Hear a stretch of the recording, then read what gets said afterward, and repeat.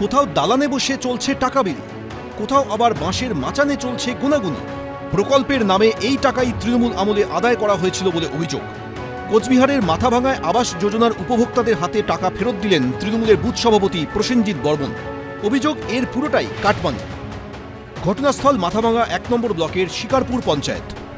বেনিফিশিয়ারিরা ভোটের পরে থেকে শুরু করছে মানে টাকাটা রিটার্নের জন্য। টোটাল মোট ৩৫ জনের ৫৮,৫০০ টাকা। উপভোক্তাদের একাংশের অভিযোগ, এর আগে আবাস যোজনার ঘর পাইয়ে দেওয়ার নামে তাদের থেকে ৩,০০০ থেকে শুরু করে ২০,০০০ টাকা পর্যন্ত নিয়েছিলেন তৃণমূলের এই নেতা। ঘরের টাকা দেওয়া দিয়েছিল তো ৩,০০০ করে চাঁদা বেঁচে ৩,০০০ করে দেওয়া হয়েছে। ১,০০০ টাকা নিল আর আমি ২,০০০ টাকা দিল। এই জেলারই শীতলকুচিতে তৃণমূল পরিচালিত কৈমারি পঞ্চায়েতের প্রধানের বিরুদ্ধে উঠেছে কাটমানি নেওয়ার অভিযোগ।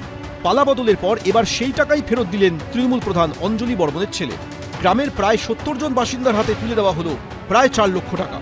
আমি ৫,০০০ দিয়েছিলাম, সুশান্তকে দিয়েছিলাম, তৃণমূলের নেতা ছিল। শীতলকুচির নলগ্রামেও কাটমানি হিসেবে প্রায় ২ লক্ষ টাকা ফেরালেন তৃণমূল নেতারা।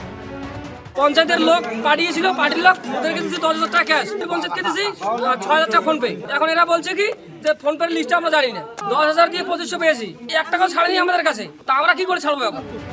সরাসরি কাটমানি নেওয়ার কথা স্বীকারও করেছেন তৃণমূলের এই নেতা। গরিব মানুষ যে ঘর পাইছিল তার জন্য একটা কালেকশন করা হয়েছিল, তার টাকা এখন রিটার্ন দেওয়া হচ্ছে। মোটামুটি ৬০-৭০ জনকার মতো যাবে। মোট টাকা হলো ২ লক্ষ টাকা। পঞ্চায়েতকে আমরা ডাকছিলাম, পঞ্চায়েত তো নাই, এখন ওদের ফোনও ধরছে না। এখন আমরা ১০-১৫ জন কর্মী বসিয়ে ঠিক আছে যাই ৬ টাকা করে নিয়েছি, দেও আপাতত। এই কাটমানি এটা সমাজের ব্যাধি ছিল।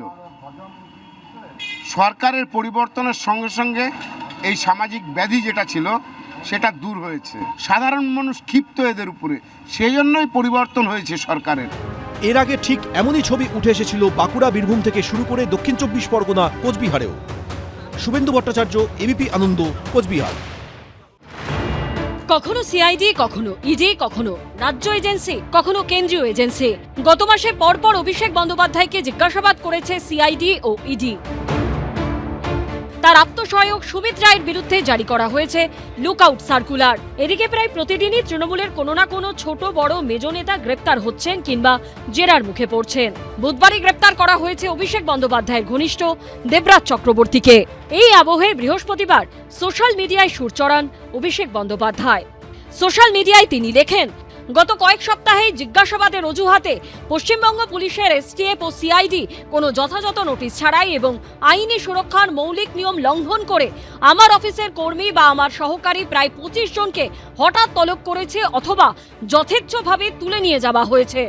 পোস্টের পরের অংশে আরও এক ধাপ এগিয়ে অভিষেক বন্দ্যোপাধ্যায় দাবি করেন, আমার বিরুদ্ধে মিথ্যে বয়ান দেওয়ার জন্য তাদেরকে ভয় দেখানো হচ্ছে, হুমকি ও চাপ প্রয়োগ করা হচ্ছে, তাদের ফোন আড়ি পাতা হচ্ছে, এমনকি পরিবারের মহিলা সদস্যদেরও হয়রানি ও হুমকি দেওয়া হচ্ছে। ওনার অ্যাসোসিয়েটদেরকে গ্রেপ্তার করাতে যদি অসুবিধা হয় তাহলে আমি তো পুলিশ প্রশাসনকে বলবো, ওনারও গ্রেপ্তারি হওয়ার সম্ভাবনা তো সব দিক থেকেই দেখা যাচ্ছে। অ্যাসোসিয়েটদের সাথে তাহলে উনি থাকতে পারবেন গ্রেপ্তার হলে, ওনারও গ্রেপ্তার হলে পরে ভালোই হয়, সবাই মিলে একসাথে বসবেন জেলের ভেতরে। পোস্টের শেষ লাইনে অভিষেক বন্দ্যোপাধ্যায় লিখেছেন, শেষ নিঃশ্বাস পর্যন্ত মাথা নত করব না। সুকান্ত মুখোপাধ্যায় ও আশাবুল হোসেনের রিপোর্ট, এবিপি আনন্দ। এবিপি আনন্দ, এগিয়ে থাকে, এগিয়ে রাখে।